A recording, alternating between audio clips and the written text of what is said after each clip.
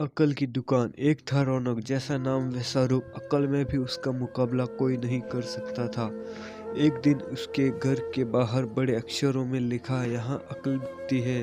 उसका घर बीच बाजार में था। हर आने जाने वाला वहां से जरूर गुजरता था। हर कोई बोर्ड देखकर हंसता और आगे बढ़ जाता। रौनक को विश्वास था कि उसकी दुकान एक दिन जरूर चलेगी। एक दिन अमीर महाजन का बेटा वहां से गुजरा। दुकान देखकर उसने रहा नहीं गया। उसने अंदर जाकर रौनक से पूछा, यहाँ कैसी अक्ल मिलती है और उसकी कीमत क्या है? उसने कहा, यह इस बात पर निर्भर करता है कि तुम इस पर कितना पैसा खर्च कर सकते हो।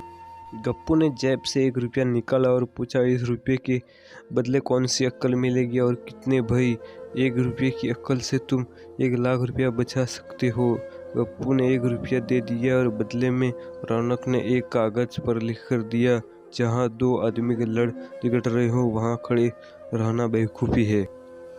गप्पू घर पहुंचा और उसने अपने पिता को कागज दिखाया और कंजूस पिता ने कागज पढ़ा तो वह गुस्से से आग बबूला हो गया और गप्पू को कोसते हुए वह पहुंचा अक्ल की दुकान। कागज की पर्ची रौनक के सामने फेंकते हुए चिल्लाया, वह रुपया लौटा दो जो मेरे बेटे ने तुम्हें दिया था। रौनक ने कहा, ठीक है लौटा देता हूँ, लेकिन शर्त यह है कि तुम्हारा बेटा मेरी सलाह पर कभी अमल नहीं करेगा। कंजूस महाजन के वादा करने पर रौनक ने रुपया वापस लौटा दिया। उस नगर के राजा की 2 रानियां। एक दिन राजा अपनी रानियों के साथ जौहरी बाजार में गुजरा। दोनों रानियों को हीरे का एक हार पसंद आ गया। दोनों ने सोचा, महल पहुंचकर अपनी दासी को भेजकर हार मंगवा लेंगे।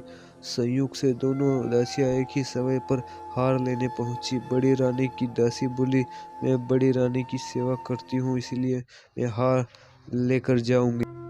दूसरी बोली, पर राजा तो छोटी रानी को ज्यादा प्यार करते हैं, इसीलिए हार पर मेरा हक है। गप्पू उसी दुकान के पास खड़ा था। उसने दासियों को लड़ते हुए देखा। दोनों दासियों ने कहा वे अपनी रानियों से शिकायत करेंगे। जब बिना फैसले के वो दोनों जा रही थी तब उन्होंने गप्पू को देखा और बोले, यहाँ जो कुछ हुआ तुम उसके गवाह रहना। दासियों ने रानी से और रानियों ने राजा से शिकायत की। राजा ने दासियों की खबर ली। दासियों ने कहा, गप्पू से पूछ लो, वह वही दुकान पर मौजूद था। राजा ने कहा, बुलाओ गप्पू को गवाही के लिए, कल ही झगड़े का निपटारा होगा। इधर गप्पू हैरान बिना परेशान। आखिर दोनों पहुंचे अक्ल की दुकान। माफी मांगी और मदद भी। रौनक ने कहा, मदद मैं भी कर दूं, पर अब जो मैं अक्ल लूंगा उसकी कीमत 5,000 रुपये। मरता क्या नहीं करता। कंजूस पिता के कूटते हुए दिए 5,000। रौनक ने अक्ल दी कि गवाह के समय गप्पू पागलपन का नाटक करे और दासियों के विरुद्ध कुछ न कहे। अगले दिन गप्पू पहुंचा दरबार में करने लगा पागलों जैसी हरकतें। राजा ने उसे वापस भेज दिया और कहा, पागल की गवाही पर भरोसा नहीं कर सकते।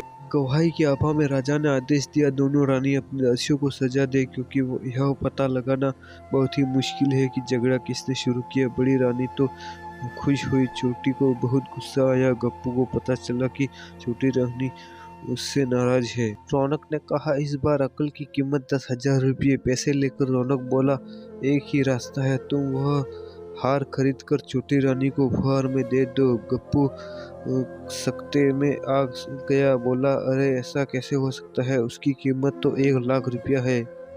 रौनक बोला, कहा था ना उस दिन जब तुम पहली बार आए थे कि 1 रुपये की अक्ल से तुम 1 लाख रुपया बचा सकते हो।